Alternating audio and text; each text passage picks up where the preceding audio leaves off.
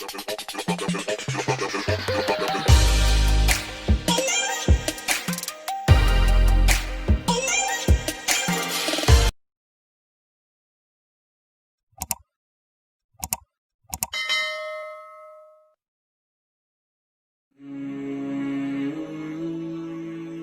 Al-Mawardi, sendi utama negara, sendi utama politik pemerintahan itu ada 6. Yang pertama, agama yang dihayati.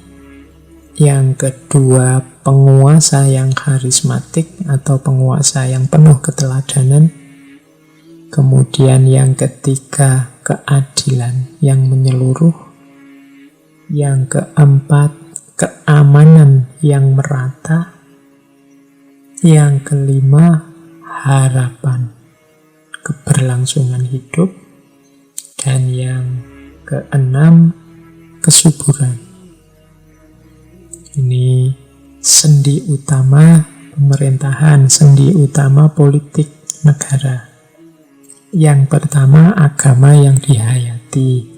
Agama ini maksudnya jadi penopang kekuatan moral.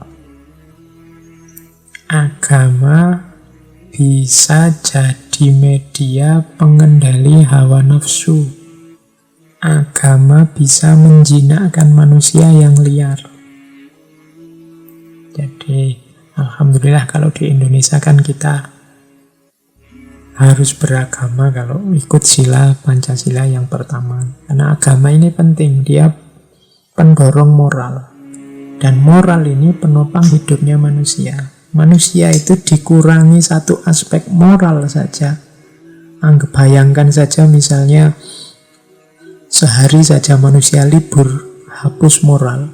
Itu dunia bisa langsung kiamat, bisa kacau, bisa ndak karu-karuan. Moral itu kan berarti apa saja terus boleh.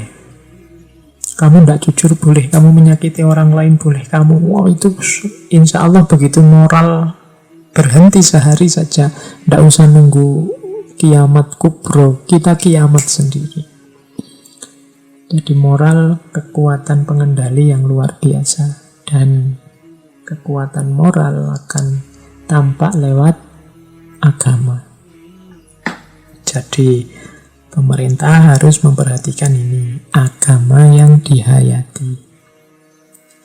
Kemudian, pasti yang kedua yang kita bahas malam hari ini, pemimpinnya, penguasanya.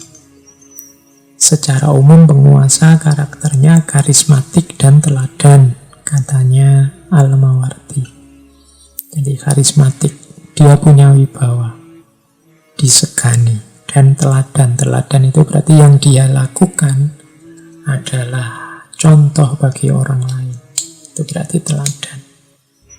Patut ditiru, patut diikuti, patut dicontoh.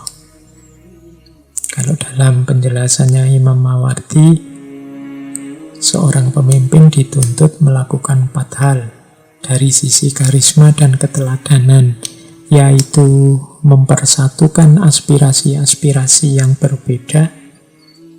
Yang kedua, membina negara untuk mencapai tujuannya yang luhur. Yang ketiga, menjaga agama agar dihayati dan diamalkan, tidak hanya didiskusikan jadi bahan debat, jadi bahan gegeran. Dan yang keempat, melindungi rakyat, kekayaan, dan kehormatan negara.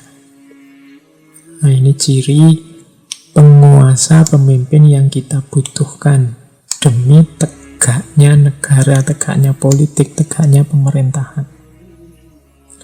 Jadi itu yang kedua. Yang ketiga, keadilan. Yang keempat, keamanan. Yang kelima, harapan.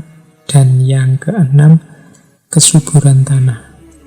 Kesuburan tanah ini berarti nanti hubungannya dengan kemakmuran, terpenuhinya kebutuhan hidup manusia.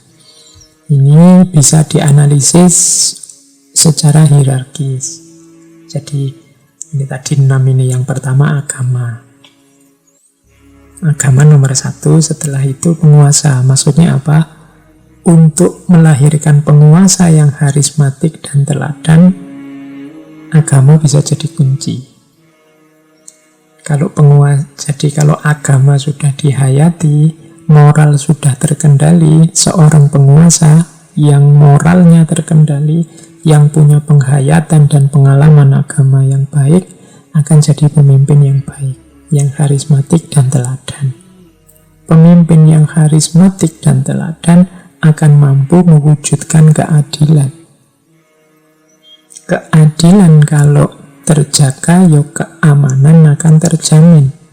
Karena banyak problem keamanan muncul karena tidak adanya ketidakadilan. Jadi dari keadilan akan lahir keamanan. Kalau sudah adil, sudah aman, maka harapan hidup meningkat. Orang hidup jadi penuh harapan, tidak bingung. Orang jelas, besok aku menuju kemana, kita semua akan jadi apa. Berarti orang punya harapan.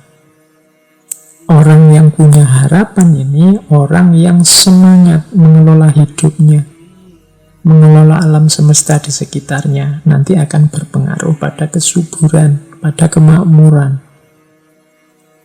Jadi ini logika-logika dari Imam Al-Mawardi. Jadi dasarnya agama, kalau agama baik akan melahirkan penguasa yang baik, penguasa yang baik akan mewujudkan keadilan, kalau keadilan terwujud akan lahir keamanan, kalau keamanan terwujud orang hidup dengan penuh harapan, orang yang penuh harap akan bekerja sepenuh hati, penuh semangat, sehingga akan lahir kemakmuran. Nah, ini sendi utama pemerintahan versi Imam Al-Mawardi.